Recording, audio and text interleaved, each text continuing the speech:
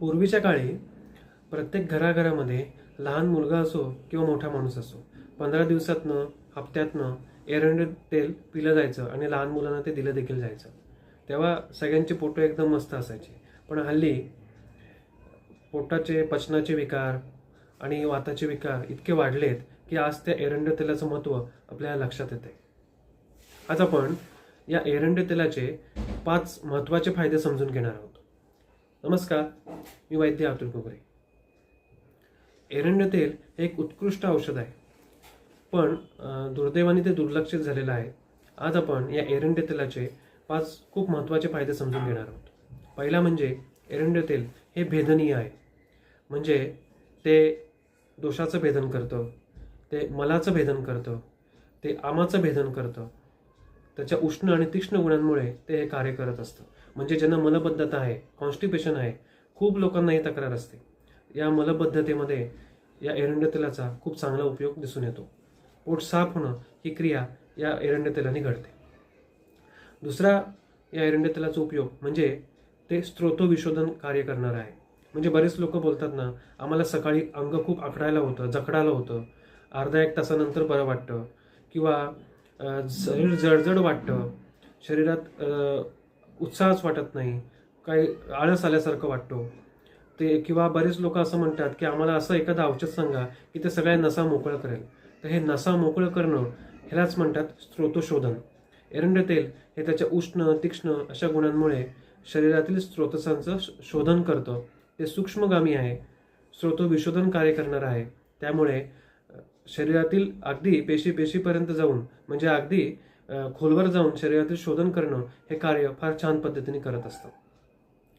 तिसरा या एरंड तेलाचा उपयोग ते म्हणजे ते त्वचा आहे. म्हणजे त्वचा विकारांवर विशेष फायदेशीर आहे. हल्ली बऱ्याच लोकांमध्ये फंगल इन्फेक्शन आढळतं. बऱ्याच घरांमध्ये ही तक्रार असते की फंगल इन्फेक्शनसाठी भरपूर क्रीम्स लावले आहेत, औषधं घेतली आहेत, पण ते काही बरं होत नाही. तात्पुरतं थांबतं आणि परत वाढतं. अशा वेळेस एरंड तेल हे जर पोटामध्ये घेतलं तर ते विशेष फायदेशीर ठरतं. तसेच ते रक्तशोधक देखील आहे. पित्त, शरीरातील अतिरिक्त विकृत पित्त विरेचनाद्वारे एरंड तेल हे शरीराच्या बाहेर काढत असतं. त्यामुळे पित्त शमन होतं, त्यामुळे रक्तशुद्धी देखील होते आणि त्वचेच्या आरोग्यासाठी ते हितकारक आहे. तसंच एरंड तेल हे वयस्थापन करणारं देखील आहे. म्हणजे एजनिंग कमी करतं, शरीरावर सुरकुत्या पडणं, त्वचेवर सुरकुत्या पडणं हे कार्य कमी होतं. त्यामुळे एरंड तेल हे त्वचा रोगांसाठी आणि त्वचेचं आरोग्य जपण्यासाठी खूप उत्कृष्ट औषध आहे. एरंड तेलाचा एक चौथा महत्त्वाचा उपयोग ते म्हणजे ते अधोभागावर आहे. म्हणजे कमरेच्या खाली जे जे आजार उत्पन्न होत आहेत यांसाठी एक उत्कृष्ट औषध आहे. आता ते कसं काम करतं तर आयुर्वेदानुसार ते प्रभावाने काम करतं. हा त्याचा विशेष प्रभाव आहे. त्यामुळे शुक्रशोधन, योनिशोधन आणि इतरही अनेक आजार, इनफर्टिलिटी, वंध्यत्वासारख्या आजारांवर देखील एरंड तेल योग्य पद्धतीने वापर केला तर त्याचा नक्कीच फायदा दिसून येतो. पाचवा या एरंड तेलाचा सर्वात महत्त्वाचा उपयोग जो बऱ्याच लोकांना माहिती देखील आहे, एरंड तेल हे वात दोषावर एक उत्कृष्ट औषध आहे. जसं की सायटिका, म्हणजे ज्याला गृधसी म्हणतात, पायाची एखादी नस प्रचंड प्रमाणात दुखते आणि त्याच्याने असह्य होतं, या सायटिकासाठी एरंड तेल महत्त्वाचं आहे. त्याचबरोबर कंपवात असेल, म्हणजे पार्किन्सन ज्याला आपण म्हणू, अशा कंपवाताच्या आजारामध्ये देखील एरंड तेल उपयोगी आहे.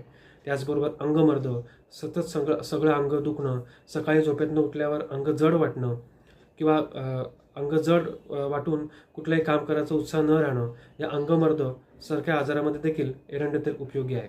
तसंच वातरक्त, ज्याला आपण गाऊट म्हणतो, यासाठी देखील एरंड तेल उपयोगी आहे. आमवातामध्ये तर एरंड तेलाचे विशेष महत्त्व आहे. आयुर्वेदामध्ये आम आणि वात यांना एकत्र आल्यानंतर त्यांना जंगलामध्ये फिरणाऱ्या मदमस्त हत्तीची उपमा दिलेली आहे. आणि या मदमस्त हत्तीला जो कोणी काबूत करू शकत असेल, जर त्याला कोणी शमवू शकत असेल तर तो एरंड गजकेसरी, म्हणजे हा एरंड हा एखाद्या सिंहासारखा त्या मदमस्त हत्तीला शांत करतो. अशा पद्धतीने उपमा देऊन ह्या आमवातामध्ये एरंड तेलाचं विशेष महत्त्व आहे. तसंच संधिवातामध्ये देखील जर आम साचलेला असेल, सांध्यांना सूज असेल, शोथ असेल, तर अशामध्ये देखील सूज, शोथ आणि वेदना कमी करण्यासाठी एरंडाचा खूप चांगला उपयोग दिसून येतो. त्याचबरोबर मागाशी सांगितल्याप्रमाणे शुक्रशोधन, योनिशोधन यासाठी देखील एरंड तेलाचा खूप चांगला उपयोग दिसून येतो.